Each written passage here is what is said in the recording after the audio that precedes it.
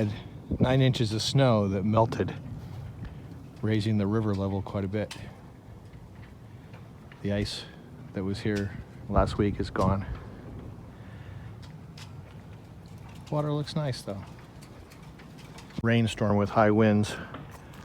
The cover seems to be okay.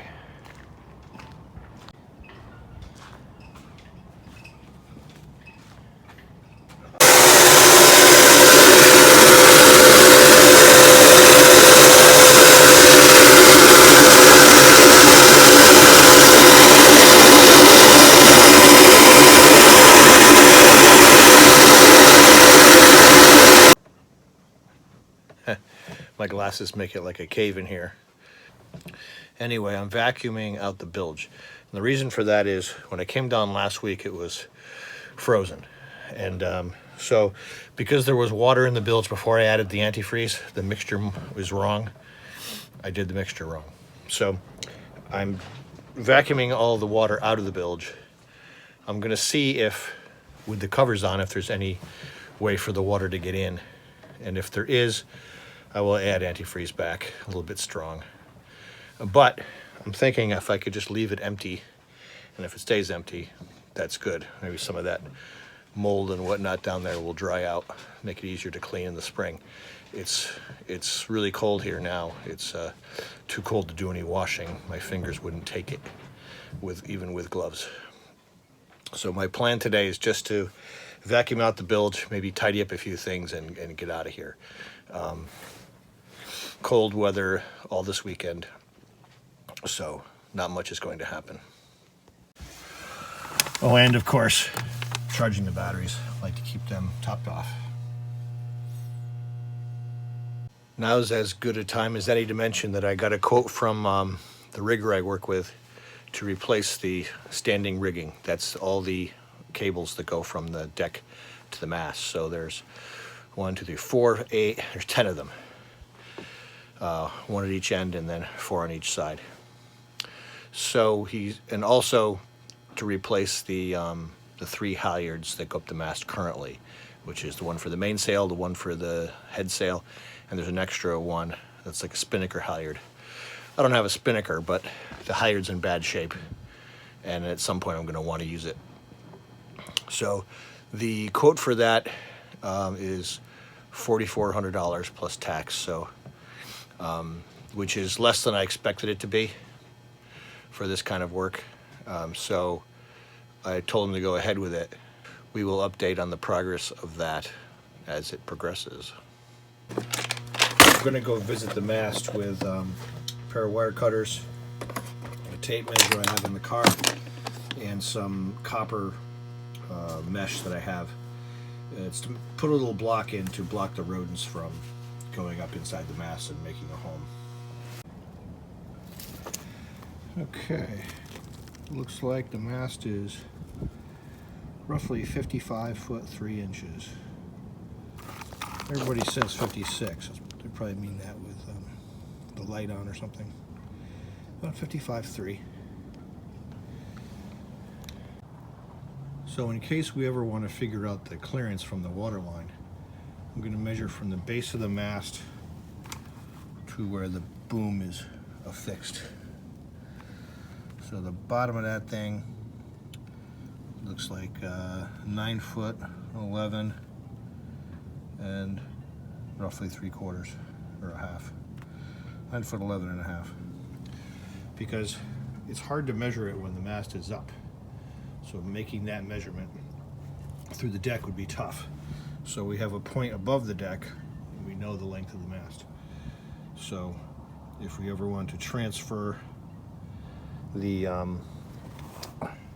height of the mast to the water line, then we'll have a basis point to start from.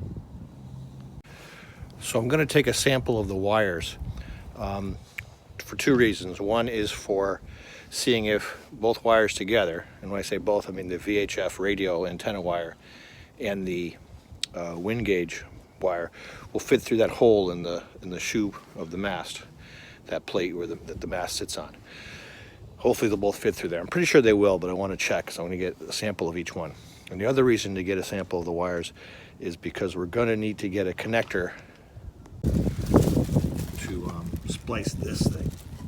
So knowing the size wire, I'll bring a piece home, and I'll have it in the comfort of my own home. I'll be able to measure it and examine it and try to figure out what kind of wire we need exactly to match this.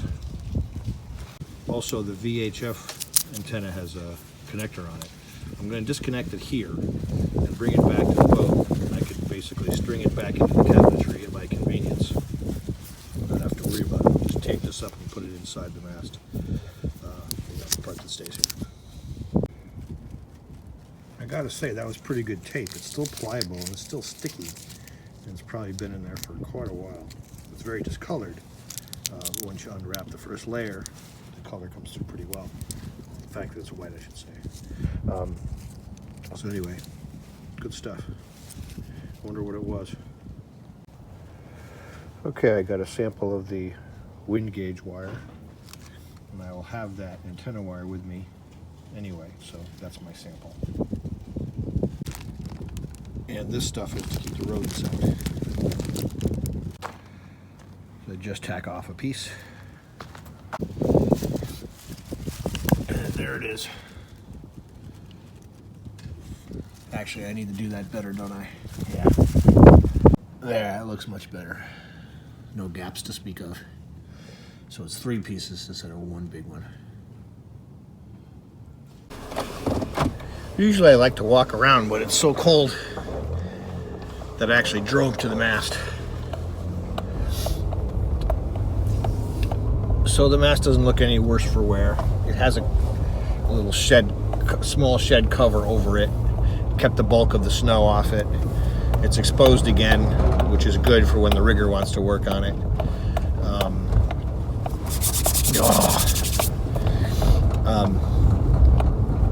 So I have my samples of wire.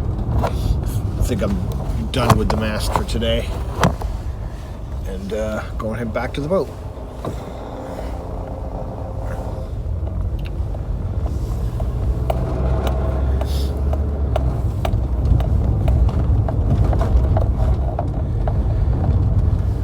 It's not a long drive from the mast to the boat.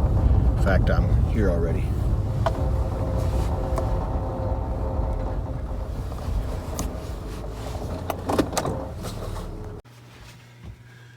Note to self, put more paper towel in the car, so I'll have it for the boat.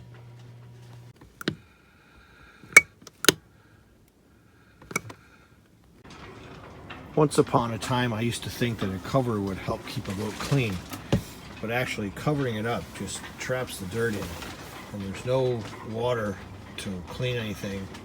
There's no rain falling on it to take care of some of the dust naturally. The dust just starts to accumulate. It's kind of nasty, but that's the way it goes. It's better to give the surface a break from UV radiation than it is to keep the cover off just to keep the dust down.